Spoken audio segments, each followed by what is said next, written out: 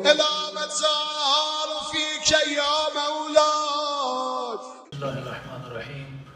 وما أرسلناك إلا رحمة للعالمين. صلوات على محمد وآل محمد. اللهم صل على محمد وآل محمد. دعا ہے کہ پروردگار عالم ہم سب کی عبادتوں کو اپنی بارگاہ میں قبول فرما دیں، اور جس ہدف خلقت کی وجہ سے یہ مجالس برپا کی جاتی ہیں ان مقاصد میں بھی ہم سب کو کامیابی عطا فرما دیں۔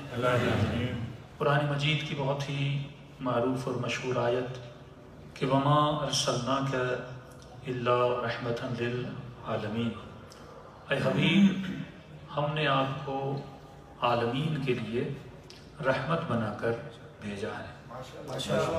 صرف یہ نہیں کہ ہم نے آپ کو مکے والوں کے لیے رحمت بنایا، ہم نے آپ کو مدینے والوں کے لیے رحمت بنایا، ہم نے آپ کو دنیا والوں کے لیے رحمت بنایا، ہم نے آپ کو صرف انس و جن کے لیے رحمت نہیں بنایا، فرمایا آپ عالمین کے لیے باعث رحمت ہیں۔ جس طرح سورہ ہم نے ہم پڑھتے ہیں کہ الحمدللہ رب العالمین، میں عالمین کا رب ہوں، تو جس طرح میں عالمین کا رب ہوں اسی طرح میرا محمد بھی عالمین کے لیے رحمت ہے۔ نعرہ تکبیر، اللہ اکبر، نعرہ رسالت یا رسول اللہ، اور یہ رحمت ہے کیا؟ رحمت کا ترجمہ کیا ہے؟ رحمت کہتے کسے ہیں؟ تو محدث دہلوی فرماتے ہیں کہ رحمت کا مطلب ہی ہے الرحمت و حل المشکلات، کہ جہاں نبی کی رحمت آتی ہے وہاں مشکل نہیں رہتی، جہاں نبی کی رحمت آتی ہے وہاں ہر پریشانی دور ہو جاتی ہے۔ تو جب نبی کی رحمت جہاں آئے وہاں مشکل نہیں رہتی، تو آج کے بعد کوئی اعتراض نہ کرے کہ ہم یا رسول اللہ مدد کیوں کہتے ہیں، کیونکہ شاعر کہتا ہے ہر درد کے لبوں پہ سجا ہے دوا کا نام، ہر درد کے لبوں پہ سجا ہے دوا کا نام، حاجت سے پوچھ لے تو حاجت روا کا نام، ہر درد کے لبوں پہ سجا ہے دوا کا نام، حاجت سے پوچھ لے تو حاجت روا کا نام، گر تجھ کو یقین نہیں تو آزما کے دیکھ، مشکل کی موت ہے میرے مشکل کشا۔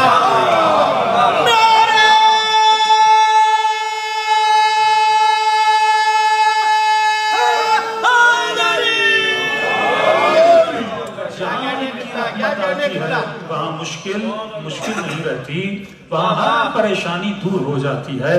تو فرمایا جس محفل میں ذکر محمد اور آل محمد ہوتا ہے وہاں مشکل نہیں رہتی، پریشانیاں دور ہو جاتی ہیں۔ اب یہ تو ہر مسلمان فضائل رسول کو کبھی قرآن سے بیان کرتا ہے، کبھی حدیث سے بیان کرتا ہے، لیکن سرحد فضائل محمد اور آل محمد نہ قرآن تک محدود ہیں نہ حدیث تک محدود ہیں۔ فرمایا جس بھی آسمانی کتاب کو بلند کرو گے اس کتاب میں محمد کے فضائل بھی نظر آئیں گے، آل محمد کے فضائل بھی نظر آئیں گے۔ بعض لوگوں نے تو یجروید سے فضائل نکالے، اتھروید سے فضائل نکالے، ساموید سے فضائل نکالے، اور آج اگر انجیل کو اٹھاؤ تو وہ بھی فضائل محمد بیان کرتی ہے، اگر توریت کو اٹھاؤ تو وہ بھی فضائل محمد کو بیان کرتی ہے۔ دیکھیے انجیل کو کہتے ہیں نیو ٹیسٹمنٹ اور توریت کو کہتے ہیں اولڈ ٹیسٹمنٹ، اور ان چیزوں کے مجموعے کو کہا جاتا ہے بائبل۔ اب ایک انجیل اور توریت کی آیت آپ کے سامنے پڑھنا چاہتا ہوں کہ مسلمان اگر فضیلت کو ثابت کرنا چاہتا ہے اسے صرف قرآن تک محدود نہیں رہنا چاہیے، مختلف کتابوں سے جا کر بھی وہ محمد اور آل محمد کے فضائل کو نکال سکتا ہے۔ اب یہ کتاب انگریزوں کے پاس اویلیبل ہے، توریت جس طرح میں نے کہا اسے کہتے ہیں اولڈ ٹیسٹمنٹ۔ ایک آیت اولڈ ٹیسٹمنٹ کی آپ کے سامنے پڑھنا چاہتا ہوں۔ اولڈ ٹیسٹمنٹ اس میں بھی جس طرح آپ کے پاس سورت ہے، آپ کے پاس آیت ہے، سورت کو چیپٹر کہتے ہیں، آیت کو ورس کہتے ہیں، تو چیپٹر نمبر 18 ہے، اور بڑی آسانی ورس نمبر بھی کیا ہے؟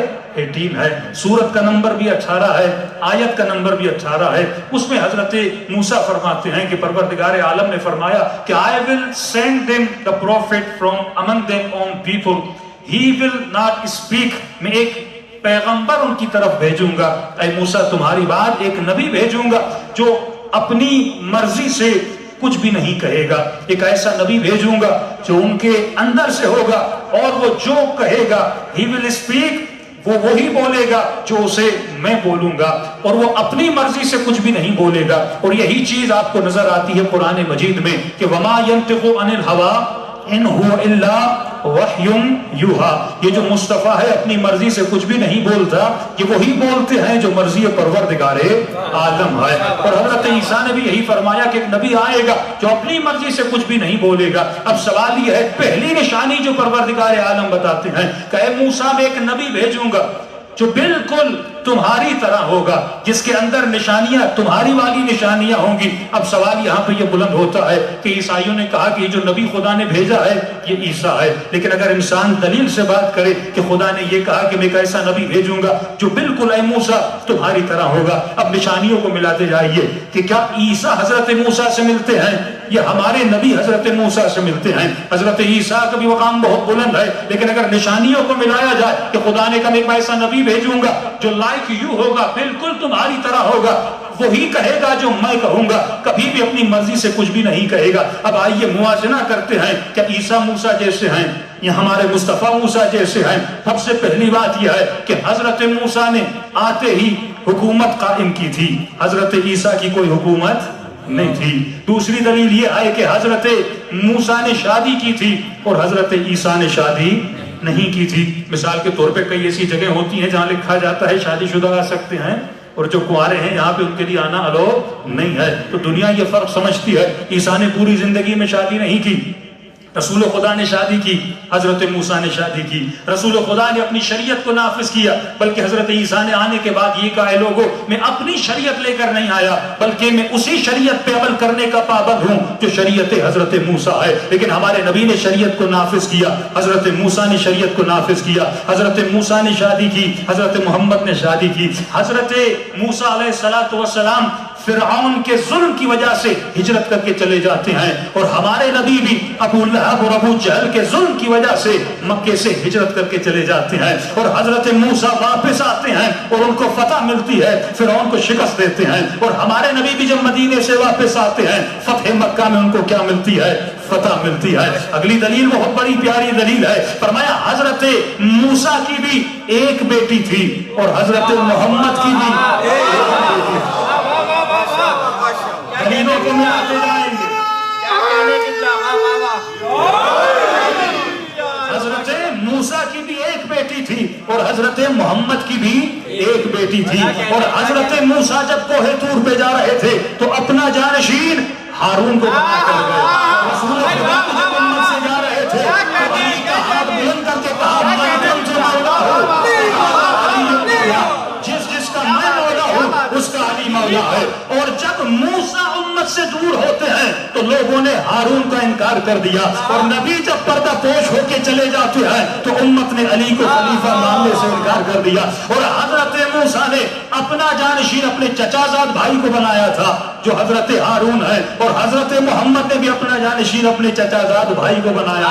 تو فرمایا یا علی انت منی بمنزلت ہارون من موسیٰ، تم بالکل میرے لیے ایسے ہو جیسے ہارون موسیٰ کے لیے تھے. اور اگلی بات بڑی عجیب ہے، حضرت موسیٰ نے اپنی بیٹی کی شادی حضرت ہارون سے کروائی تھی، اور حضرت محمد نے اپنی بیٹی کی شادی حضرت علی سے کروائی تھی. حضرت ہارون کے 3 بیٹے تھے، ایک کا نام شبر تھا، ایک کا نام شبیر تھا، ایک کا نام مشبر تھا. حضرت علی کے بھی جناب زہرا سے 3 بیٹے تھے، ایک کا نام حسن تھا، ایک کا نام حسین تھا، ایک کا نام محسن تھا. اب لفظ شبر عبری لفظ ہے، لفظ شبیر عبری لفظ ہے، لفظ مشبر عبری لفظ ہے. جب شبر کا ترجمہ عربی میں کرو تو حسن بنتا ہے، شبیر کا ترجمہ عربی میں کرو تو حسین بنتا ہے، مشبر کا ترجمہ عربی میں کرو تو محسن بنتا ہے. حضرت موسیٰ کا جو پہلا جانشین، 12 جانشین قرآن بتاتا ہے حضرت موسیٰ کے 12 جانشین ہے.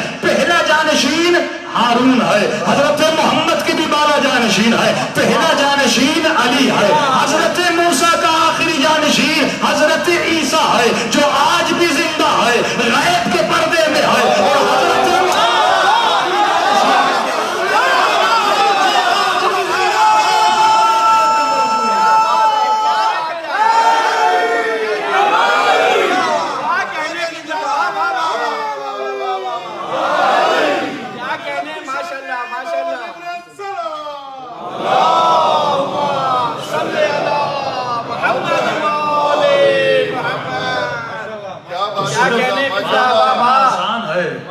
اگر انسان دلیل سے بات کرے تو ہر جگہ آپ کو فضیلت محمد بھی نظر آتی ہے، فضیلت آل محمد بھی نظر آتی ہے. جب قرآن کہتا ہے وَكُلَّ شَيْءٍ أَحْصَيْنَاهُ فِي إِمَامٍ مُبِينٍ، ہم نے ہر شے کو امام مبین کو عطا کر دیا. تو امام مبین کے پاس اگر ہر شے ہے تو چھوٹی سی چھوٹی دلیل جو علماء فرماتے ہیں یہ ہے کہ امام مبین وہ ہوتا ہے، اللہ کا نبی وہ ہوتا ہے. چھوٹی سی چھوٹی دلیل یہ ہے وہ زمانے کے علوم کا حامل ہوتا ہے. کچھ لوگ اعتراض کرتے ہیں کہ مولانا اے کاش دنیا میں ایک زبان ہوتی، مثلا سارے لوگ پنجابی بولتے، سارے لوگ اردو بولتے، سارے لوگ سرائکی بولتے، پوری دنیا میں فرینچ چلتی، انگلش چلتی تو مسئلہ نہ ہوتا. ہم عراق جاتے ہیں تو عربی نہیں آتی، ایران جاتے ہیں تو فارسی نہیں آتی، یورپ جاتے ہیں تو انگلش نہیں آتی. تو اگر ایک زبان ہوتی دنیا کے سارے مسائل حل ہو جاتے. امام فرماتے ہیں اللہ کی ہر چیز میں حکمت پائی جاتی ہے اور ہر چیز میں فضیلت چھپی ہوئی ہوتی ہے. اگر اس نے کائنات میں اتنے علوم رکھے، تمہاری زندگی اتنی نہیں ہے کہ تم علم نجوم کو بھی حاصل کر سکو، تم علم حساب کو بھی حاصل کر سکو، تو زندگی کم ہے، علم زیادہ ہے. اور اگر کسی ایسے کو بنائے گا جس کے پاس سارا علم ہوگا، آٹومیٹیکلی تمہیں اس کے دروازے پہ جانا پڑے گا. تبھی فرمایا انا مدینۃ العلم وعلی بابھا، میں شہر علم ہوں اور علی اس کا دروازہ ہے. تو کائنات میں جتنی زبانیں ہیں یہ بھی اعجاز محمد اور آل محمد کی نشانی ہے کہ فرمایا اگر کسی زمانے میں کوئی جھوٹا امام آ کر امامت کا دعویٰ کرے تو تم اس کے پاس چلے جانا،